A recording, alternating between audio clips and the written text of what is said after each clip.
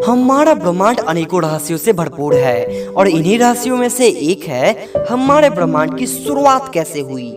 और इस सवाल का जवाब देते हुए बहुत से वैज्ञानिकों ने अलग अलग प्रकार की थियरीज दी हैं और इन सभी थियरीज में से सबसे पॉपुलर थियरी है बिग बैंग थियरी, जो हमें यह बताती है कि हमारे ब्रह्मांड की शुरुआत एक बड़े से विस्फोट के कारण हुई थी।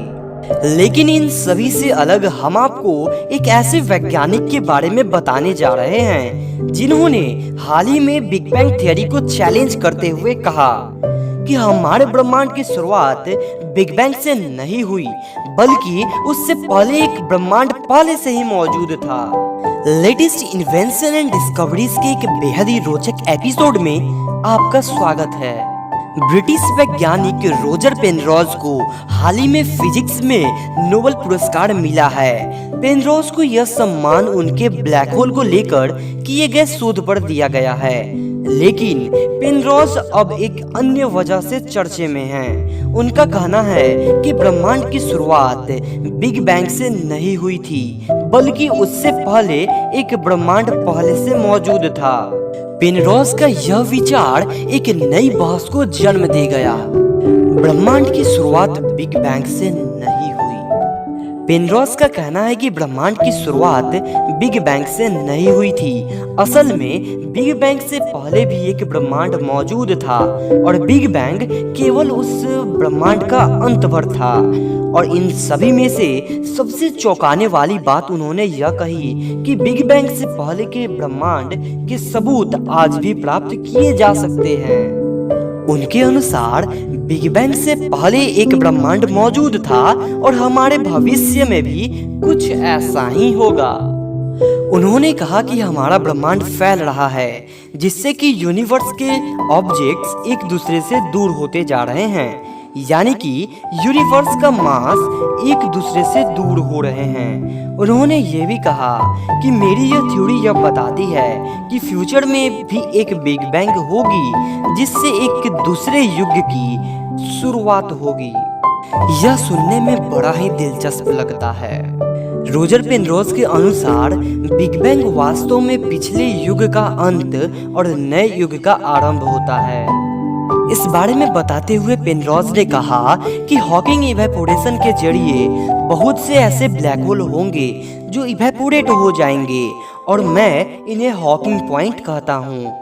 हम इन्हें देख रहे हैं और ये पॉइंट चंद्रमा के डायमीटर से 8 गुना होते हैं और थोड़े गर्म भी होते हैं। उन्होंने ये भी बताया कि बिग बैंग से पहले एक और ब्रह्मांड मौजूद था और ब्लैक होल में उस ब्रह्मांड के सबूत पाए जा सकते हैं। और इस बात के पर्याप्त प्रमाण हैं कि ऐसे कम से कम 6 हॉकिंग पॉइंट मौजूद हैं। क्या होता है हॉकिंग इवेपोरेशन? हॉकिंग इवेपोरेशन वह अवस्था होती है जब कोई ब्लैक होल अपने मास के साथ ही अपने रोटेशनल एनर्जी को भी खोने लगता है और ऐसी स्थिति में उसका डेंसिटी घटने लगता है और वह धीरे धीरे गायब हो जाता है, यानी कि इवेपोरेट हो जाता है।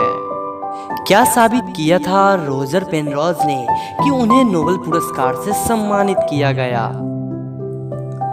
जनरल रिलेटिविटी के जनक अल्बर्ट आइंस्टीन ब्लैक होल्स में विश्वास नहीं करते थे, लेकिन उनके मृत्यु के 10 साल बाद ही ब्रिटिश थियरिस्ट रोजर पेनरोज ने यह साबित किया कि ब्लैक होल बन सकते हैं और उनकी प्रॉपर्टीज को भी विस्तार से बताया। और उन्होंने ये भी बताया कि ब्लैक होल में एक बाउंड्री होती है जहां प्रकृति का कोई भी नियम काम नहीं करता है, जिसे हम सिंगुलैरिटी कहते हैं। पेनरोज के इस लेख को आइंस्टीन के बाद थ्योरी ऑफ जनरल रिलेटिविटी के लिए सबसे बड़ा योगदान माना जाता है और इसी वजह से रोजर पेनरोज को हाल ही में नोबेल पुरस्कार से सम्मानित किया गया। तो दोस्तों, आज की इस वीडियो में हमने जाना कि बिग बैंग से पहले भी एक ब्रह्मांड मौजूद था और इसी तरीके की लेटेस्ट साइंटिफिक रिसर्च और डिस्कवरी से रिलेटेड वीडियोस को सबसे पहले देखने के लिए हमारे चैनल को सब्सक्राइब करके बगल वाले बेल आइकन को ऑल पर सेलेक्ट कर लीजिए, ताकि हमारे वीडियोस की अपलोड होते ही नोटिफिकेशन आपको मिल जाए। इस इस वीडियो को अपने दोस्तों के साथ शेयर जरूर करें ताकि उन्हें भी पता चले कि बिग बैंग से भी पहले एक ब्रह्मांड मौजूद था। वीडियो के नीचे कमेंट करके जरूर बताएं कि इस वीडियो में दी गई जानकारी क्या आपको पहले से पता थी। अगर आपको पहले से पता था तो आपको इस बारे में कहां से पता चला। अगर आपको नहीं पता था तो वीडियो को लाइक करके हमें मोटिवेट जरूर करें। Thank you for watching the video.